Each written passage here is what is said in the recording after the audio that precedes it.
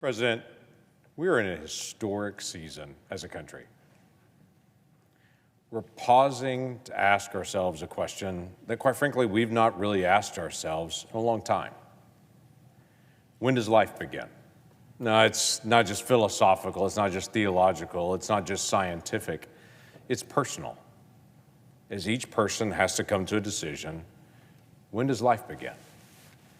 And when the Supreme Court made the decision for the Dobbs decision last summer, that actually put America back in the position that it had been in historically.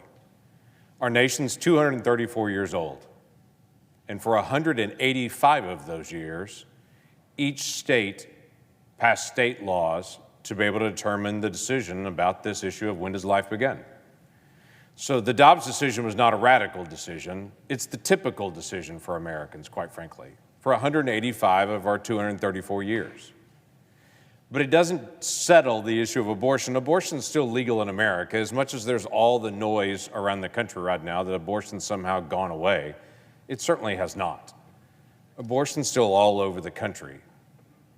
But it's pushed Americans, and it's pushed Americans specifically on this one issue. When does life begin? Quite frankly, I've had fascinating conversations with people over the past 8 months that they'd never actually contemplated this issue. They've just never stopped to be able to think about it. They just said abortion's legal, it's just a woman's choice, a woman's choice, a woman's choice, and they don't want to think about it. But when the decision came down, a lot of people had to stop and say, when does life begin? Is it at birth? Is it after birth? Is it 10 minutes before birth? Is it a month before birth? Is it 2 months before birth? Quite frankly, I've had this conversation with a lot of folks, and some folks have told me, well, it's at viability. I've said, okay, well, define viability for me. Because viability in 1973, when the court was struggling with Roe v. Wade, was very different than viability now. Medical science has advanced tremendously. So is viability 26 weeks, or is it at 21 weeks of gestation? And if it's at 21 weeks, what's the difference between 20 weeks and 19 weeks? What's the difference between 18 weeks? I look at these two pictures right here of this child. This one's out of the womb. This one's 5 months earlier. And I ask the simple question, what's the difference between these two pictures of this child? The only difference between that sonogram picture in the womb and that child outside of the womb is time. That's it. The same DNA is in this child as in this child.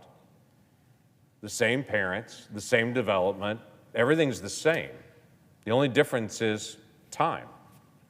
I'm 5 months older than I was 5 months ago because I've aged 5 months. So did that child from that moment. So my question's very simple. When is a child a child? When does life begin? Is this one not alive and this one is alive simply because he's 5 months older? When's a child a child? For 50 years, there have been a group of folks. This year, there were tens of thousands that gathered out on the mall just to be able to celebrate every single child. They've done it for now 5 decades. Since the Roe v. Wade decision came down. They've gathered them in the mall and they just said, we believe every child is valuable. Every child. There aren't some children that are disposable and some children that are valuable. We think every child's valuable. Now, that's not a radical concept.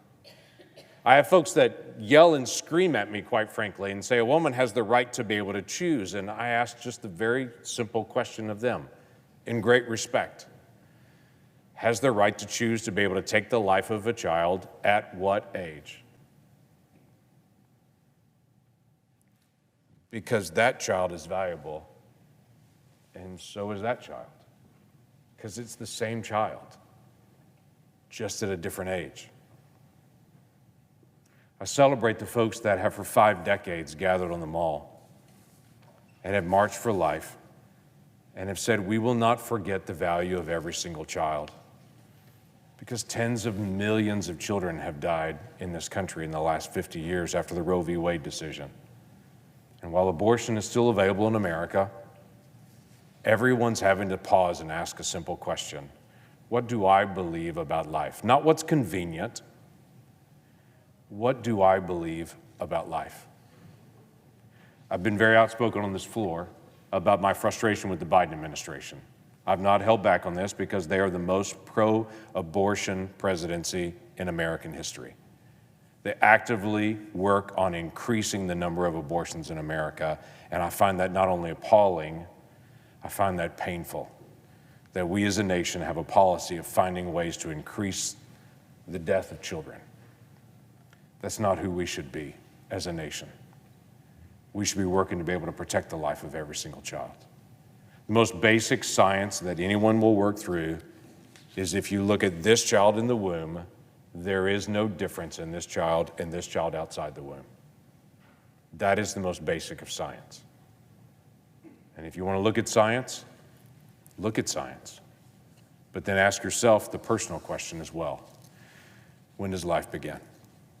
The argument about abortion is not just a legal argument. Everyone wants to take it to a legal issue, quite frankly, because of this body is a legal body. But the issue of abortion is not just a legal issue. And it's not just about making abortion illegal in the country. I would tell you, I'm working to make abortion unthinkable in this country because we look past the convenience and look to this child's face and to say, why does that child not deserve life like every one of us? Because at its most basic level, there is no difference between any one of us in this room and when we were at this stage right here in our mother's womb, except for time. So I ask this body a simple question. When does life begin? And are some children really disposable and some children are valuable? That's the question each of us need to decide. And I'm proud to stand with those who have marched for 50 years to say, children are valuable. All of them. All of them.